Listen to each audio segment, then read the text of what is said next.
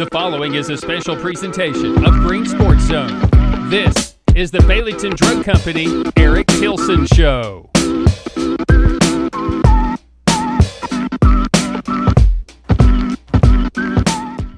Welcome back to First Horizon's Greene Sports Zone, and welcome back to this week's edition of the Baileyton Drug Company Eric Tilson Show, where we cover everything out on the Tundra with the North Greene Huskies football team. We'll recap last week's big 55-22 win in Sneedville over Hancock County to start Region 1 1A play with a 1-0 record, and preview this week's in-county rivalry game with the South Greene Rebels. But first, as always, we need to get a word in from our sponsors first, so stick with us. We'll be right back after this short break here on First Horizon's Greene Sports Zone.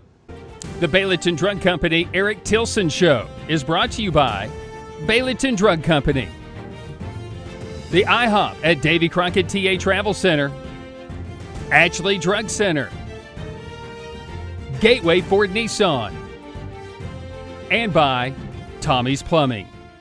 Here's a twist on your typical banking options. What if instead of choosing between a big bank or a small bank, you had one bank that's the best of both? That's First Horizon. Big bank muscle with small bank hustle. Big bank convenience and small bank connection. When the best of big meets the best of small, you get it all. To help you on the road to your horizon. First Horizon Bank.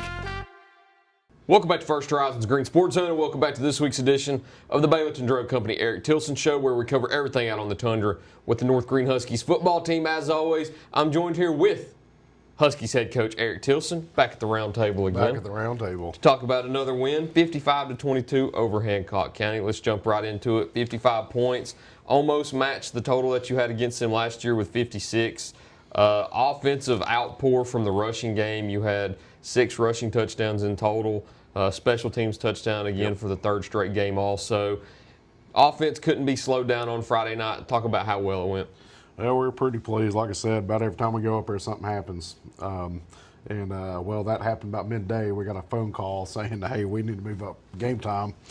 So we had to adjust our schedule pretty quickly, and our kids did a really good job. And then we go out there, and, of course, starting off with, we're on defense first, and they go right out the gate, and they score on a long 60-yard run, and we thought we fitted it incorrectly. And then I go back and watch film. We actually fit it really, really well. We had a blindside block that was missed right at the point of attack and laid out one of our linebackers, which caused the domino effect. So they were able to leak through and score, and then from there we just started our offensive outpour. We, at least the varsity group, we scored on every drive we were out there, scored a touchdown. So we had 7 total drives with the varsity group, and we had 7 touchdowns. And then late in the game, we had another drive with the young group and got a couple first downs with them. And then, so overall, it was a real good night offensively. The varsity group on defense did a great job, minus that big play. From there, they settled in and started playing really well. Surprisingly, offensively, you score 55 points typically, and you score mostly on offense. Typically, you have a big yardage night. We only had a little over 300 yards. 319 total. Which is unusual. It's like, well, what happened there? Well, we got the ball like 35 every drive because our defense would force a 4th down. We'd get pressure on the punter, force a short punt. We got turnovers. Intercept, any way that you could get it, we played pretty well. So really pleased with our kids in that regard, which set up a few scores early.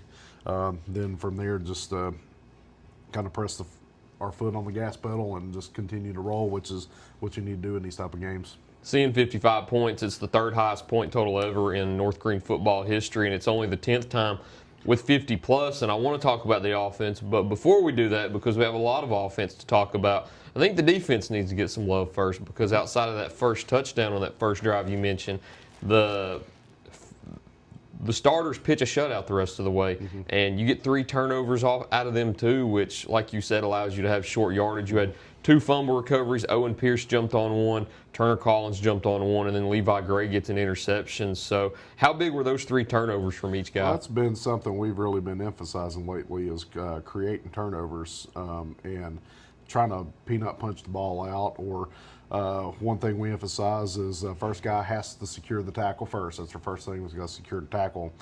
If you're a second guy and you're free, punch the ball out. And we started doing that, and which caused a few fumbles, some out of bounds late. And one thing that's been a little different this year with officiating is they've let piles go a little bit longer, I've noticed this year, which is an advantage to defense, because now we got a little bit more time to punch balls out. And we've really been emphasizing, hey, if they're going to allow the pile to be a little bit longer, like punch the ball out and come out of the pile with it. So we'll take advantage of at least a little officiating change with that. I don't know if that's a rule change or what, but I noticed that in the West Greene game you had out here, where I think there was a fumble on one of the plays, and I think Matthew Palazzo was on the call, and he was talking about it. You know, anything can happen to the bottom of that pile. Whoever comes out with the football is whoever gets possession. It don't matter who gets on it first. It's about who comes out of the pile. If they're letting the piles go longer, yeah. So it's something we've been emphasizing lately, and it's good to see it show up on film. Our D-line had a very quiet night statistically, but they did a really good job because most of their runs were right off the edge. So our safeties were real busy. Three of them played well in terms of Levi Gray played extremely well. Kelson Estep had a stellar night. And then Brandon Weems had a good night in the secondary. So those three guys, and they were primary busy. Our corners were quiet. And told them, hey, you don't have very many stats, but it's a good night when you're quiet, especially at corner.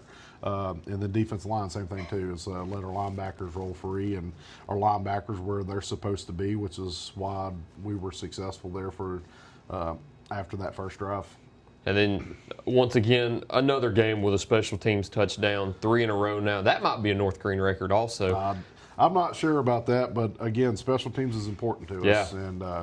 And especially having those two back there is really important. And one thing to comment on, Brandon scored, but his brother was one that sprung the block. We teach a special teams block where we get in front, you put your hands up. It's like a box out in basketball because it removes any hold. Yeah. He gets in front, he does it, and it springs him down the sideline. So it was that was a pretty cool moment to be able to see that. And he actually did it a couple times. He did one on a run later on that sprung a long one on. Thomas had one of his big runs. Braden made a block like that as well. So it's good to see that type of stuff that you don't get credit for, but it creates a lot of positive yards. We call those hidden yardage. Yeah. And when we get hidden yardage like that, you tend to be pretty successful. And it's good to see special teams in a big way. We blocked an extra point as well. Stopped a couple, almost blocked a punt, but forced a bad punt, which was good, and forced a lot of punts, and did a pretty solid job on kickoff as well. So the big glaring thing we have to fix is our field goal unit. We had one blocked Friday night, and I assure everybody it will get fixed. Brandon Weems returned that one for 80 yards to open up the second half, and I think Brandon's had 2 and Braden's had 1, correct? Or has it been Braden 2? Braden had 1 return. Brandon's had a punt return and a kick return. Okay, so Brandon's had 2 of those special teams touchdowns. But nonetheless, it's been the 3 Weems brothers, and Braden had 3 rushing touchdowns on the night. Him and Leon both had 3 rushing touchdowns. Let's talk about the rushing department. You have 228 total yards rushing. Leon Johnson, 78 yards in a trio of touchdowns. Braden Weems, 71 yards in a trio of touchdowns.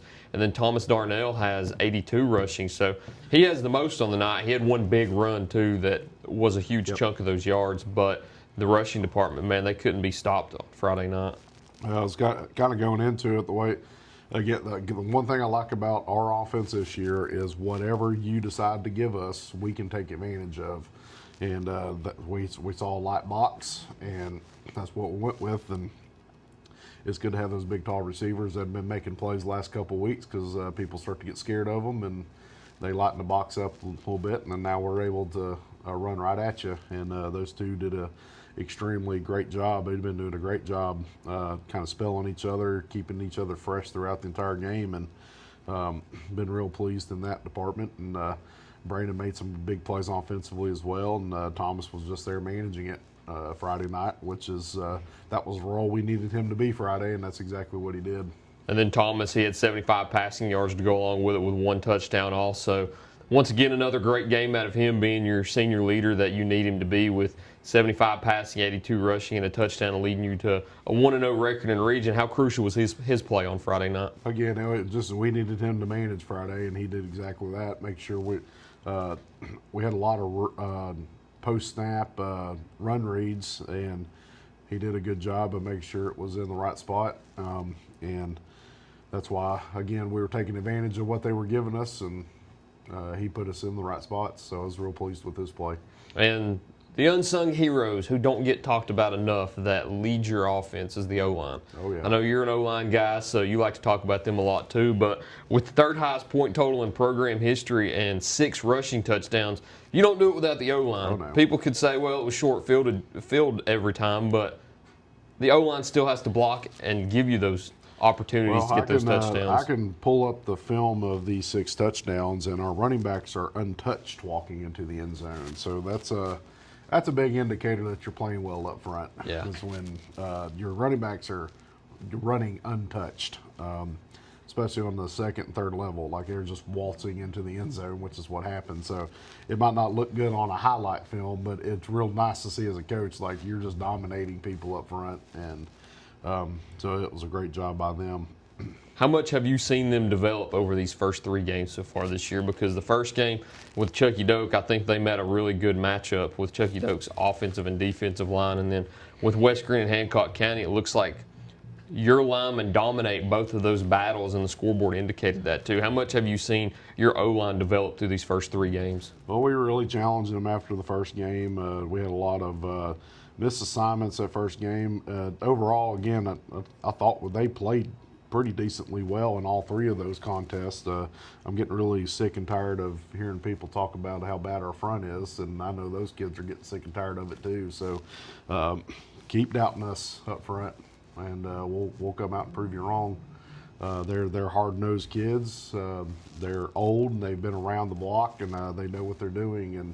And there's a big difference of you got 18-year-old men blocking, and the big difference a couple years ago where they're 15 to 16. So they've really done just what we've asked them to do the past couple weeks, and practice has been real intense. That's one thing that's been a lot different this year and past years. Our offensive ending periods and our inside run periods are extremely competitive and extremely intense.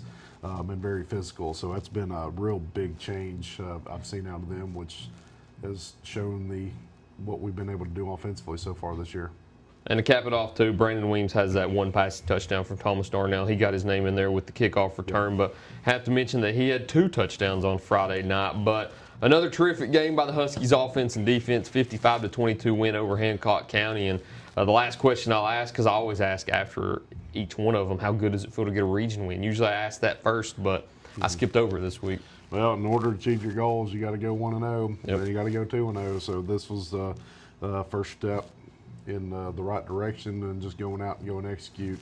We've been real big about, really doesn't matter who we're playing that week. We have to go out and go execute. We can let the score take care of itself. And that's what we did Friday, is kind of go out and execute, because, again, if you're all about winning and losing, like, you could shut down after that first touchdown and be like, well, we're hoping to get a shutout. It's like, no, it doesn't matter. The score will take care of itself. You just go out and go execute every play. So it's been our mindset the past couple of years, and I think it's starting to pay off now. So, and especially because every game matters this year. And you get that 1 region win under your belt. Now you go into your final non-region game with South Greene in week 4. And that's crazy that already in week 4 you're having your final non-region game. But you get the in-county clash with the Rebels now, travel that short distance, well, not very short, over to Rebel Hill for a matchup with South Greene on Friday night. That will be this week's First Horizon Green Sports Zone Bachman Menard Game of the Week, presented by Tommy's Plumbing. So if you can't get out to Rebel Hill on Friday night, you can catch it on the Green Sports Zone Facebook and YouTube pages, along with the Radio Greenville Facebook page. But it's a Civil War, baby. It is. It's time for it. It's time. Before we talk about it too much, as always, we need to thank some of our sponsors first. So we'll take a short break and be right back here on First Horizon's Green Sports Zone. Here's a twist on your typical banking options. What if, instead of choosing between a big bank or a small bank, you had one bank that's the best of both. That's First Horizon. Big bank muscle with small bank hustle. Big bank convenience and small bank connection. When the best of big meets the best of small, you get it all. To help you on the road to your horizon. First Horizon Bank. Baileyton Drug Company services the surrounding communities of Baileyton with excellent patient care using a full-line pharmacy, over-the-counter selections, and a convenient drive-thru. When you visit us, you are treated as a neighbor, not a number. It's not just our slogan, but our culture. We're investing in our patients, local schools, and community. For over 5 years now, we have established ourselves as an independently family-run pharmacy that isn't driven by corporate goals. We are driven by what is best for your overall health and wellness. We're conveniently located so you don't have to make the drive. Prescription drugs are just the tip of the iceberg. We also offer natural remedies, essential oils, at-home medical needs such as walkers, rollators, bath accessories, as well as wound care products. And coming soon, basic urgent care services. What makes us better than other drugstores out there? When you frequent Baileyton Drug, you will receive professional, courteous, and friendly service that goes above and beyond any other pharmacy in the area. Remember, you're a neighbor, not a number. Tommy's Plumbing has been in business for 30 years, and we're still growing because we treat our customers like family. We are proud to do any job from kitchen faucet installation to a complete home repipe. Tommy's Plumbing offers warranties on most products installed by our technicians. When the job is done, our friendly professionals make sure to clean up. We invite you to visit our new showroom in Jonesboro to see our quality products for yourself. Tommy's is the only one to call when you need a fast, reliable, professional plumber in the Tri-Cities.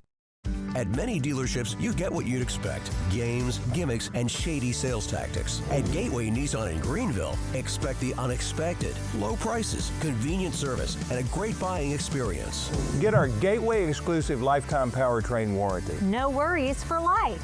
You deserve the unexpected. It's the #1 reason you gotta get to Gateway. Shop online at GatewayNissanGreenville.com. Or take the super short drive down Highway 11E to Gateway Nissan in Greenville. Win or lose, it's a family tradition.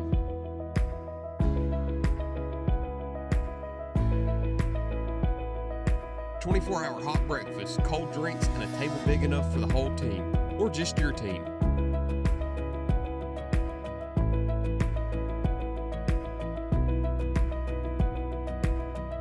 IHOP at Davy Crockett Travel Centers. Breakfast that brings you back.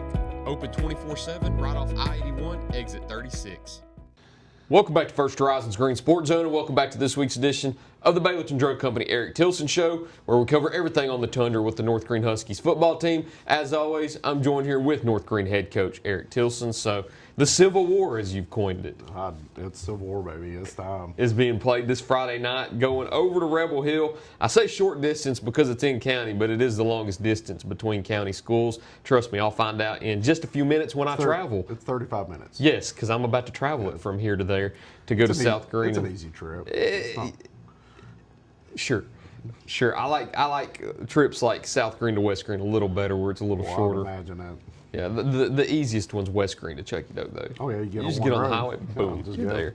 But whenever you travel over to South Greene on Friday night, you're taking on the Rebels, looking to get another non-region win over an in-county rival. What's it going to take on Friday night? We have to execute well. They have a very good ball club. They have everybody talks about their backfield, which they are very dynamic. Their quarterback can house it at any point on the field. Their running back can house it at any point in the field, and they do a great job of varying what they do and putting them in really good positions, out leveraging opponents, putting them in bad spots. So they've done a really good job this year, especially with the teams that they've been playing. And so we have to come out, we have to go line up well, be able to slow their offense down. This is the type of offenses that you don't stop. You have to hope to slow them down enough to get yourself on the field. We got our work cut out for us this week, but we are excited about the challenge because, when you grow up and you want to play in big games, like that's what people like. You play football to have fun, and then you start to get pretty good at football, and then you start wanting to play in big games, and this is one of those big games. This one's kind of a little special for me because I grew up going to South Greene games. Okay. We'd go every Friday. My dad's a South Greene alum. Instead, we didn't go to Greenville games. We went to South Greene games, and that was back when they were going to the second, third round every year. I remember Adam Hansel was the quarterback back in the day, and I was just a little kid watching.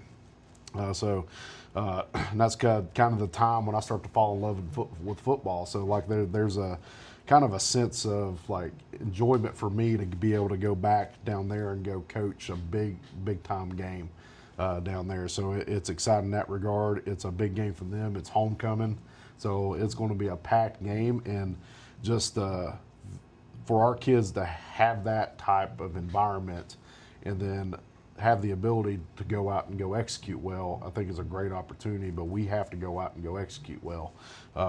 They, like I said, talked about the backfield and how explosive they are, but they've got some other kids that play pretty well. They got a good tight end. They got a good little wing back, and they split both those guys out as receivers as well. And both those guys have had some touches with some big plays. Their number 10, number 3, both played wing back, have had some real big runs with some counter action off of their backfield. And they've hit some really big plays in some critical situations. So they're real solid offensively, and they put you in a bind, and we have to do our job, and we can't have any Superman efforts where you're trying to do everything.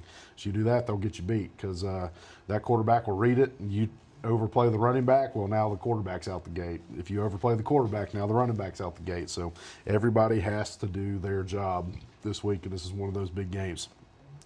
Defensively, they're very solid structurally, so you're not going to get any cheap yardage where some teams you can kind of put them in a bind formationally. Well, you're not doing that with this week. They're very sound. They're where they're supposed to be, and they're very aggressive defensively. So they'll create a lot of big plays with a lot of different movement. They run a 3 down front, like to bring a lot of different looks out of it, and man, they play hard. That's the big thing about South Greene teams, is they play extremely hard. They tackle well, and they're well coached, and so this is a great opportunity for everybody. And so we're really excited about the opportunity, and we want to go out. This is a big game for us, and our kids are going to go out. They're going to be ready because they're fired up to go play this game, and this is what makes high school football exciting, is these type of games that go against a really high quality opponent. Let's see where we're at. This is a real big game, and let's see where we're at this point in the year, and let's go out and let's go try to win this thing, and let's go execute well. And that's been our mindset this entire week, and I know our kids are going to be ready for the opportunity that we have to go play this high-quality team. And one thing that's kind of bothered me this year is Greene County's not getting a whole lot of respect in terms of just all classifications. The South Greene's beat some really high-quality opponents, and had really short had one game where they were real close to winning against a big-time team, and you don't see them ranked. It's like, okay. And then you don't see a undefeated Chucky Doak team ranked, and you don't see like nobody's talking about Greene. It's almost like everything's skipped over Greene County. So this is a real good showcase of how good football is in Greene County, especially this one. I think this is both teams go out, execute well. It's going to be a fun environment, and kind of showcase we can play football in Greene County. I think one thing we've not talked about in a long time is the County Cup's back into effect now, and I think you have a chance to kind of put yourself back in that picture for the County Cup with a win, because Chucky Doak has those 2 wins over you and West Greene, and they play South Greene later on. So I believe it's a lot of scenarios, but I believe if you beat South Greene, South Greene beats Chucky Doak, South Greene beats West Greene, you've got that potential to have that split and be named county champions for the first time in a long time. Let's take one thing at a time. I agree, but it's there. I'll let you media guys speculate on stuff like that. We're going to try to go out and execute one play at a time. We're not worried about no things that happen down the road. We got to focus on the task at hand, which is going out and executing against a very good South Greene team. Then again, if it's a 3-way split, what do you do with the trophy? Yeah, I don't know. Well, cut it 3 ways. But as always, too, at the end of every interview, I ask you what your 3 keys to the game are that you need to carry out on Friday nights in order to get a win when you play the Rebels on Rebel Hill this Friday. What are they? We got to have great effort. We got to tackle well, and playmakers got to make plays. Same as always. I need to go back and count up how many coaches shows we've done now to see how. Well, you're 100%. I know that. Your 3 keys of the game have never changed. That's what it takes to win ball games. Hey, and it's worked so far this year with a 2-1 record with wins over West Greene and Hancock County in back-to-back weeks, looking to make it back-to-back now and take that W in the Civil War.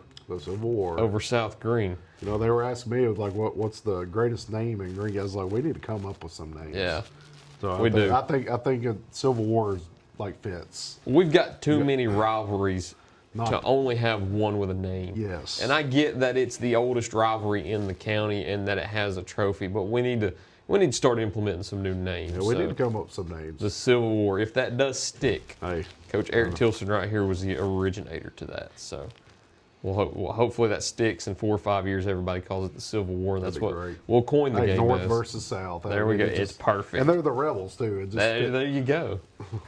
That's all I got this week, unless there's anything else you've got to add. But as always, too, if you can't make it to the game on Friday night, it'll be on the Green Sports Zone Facebook, Green Sports Zone YouTube, and the Radio Greenville Facebook as our First Horizon Green Sports Zone Bachman Menard Game of the Week presented by Tommy's Plumbing. Unless there's anything else you've got to add, that's all I've got. One more time from the round table. Thank you all for watching this week's edition of the Baileyton Drug Company Eric Tilson Show. Look forward to seeing you next time here on First Horizon's Green Sports Zone.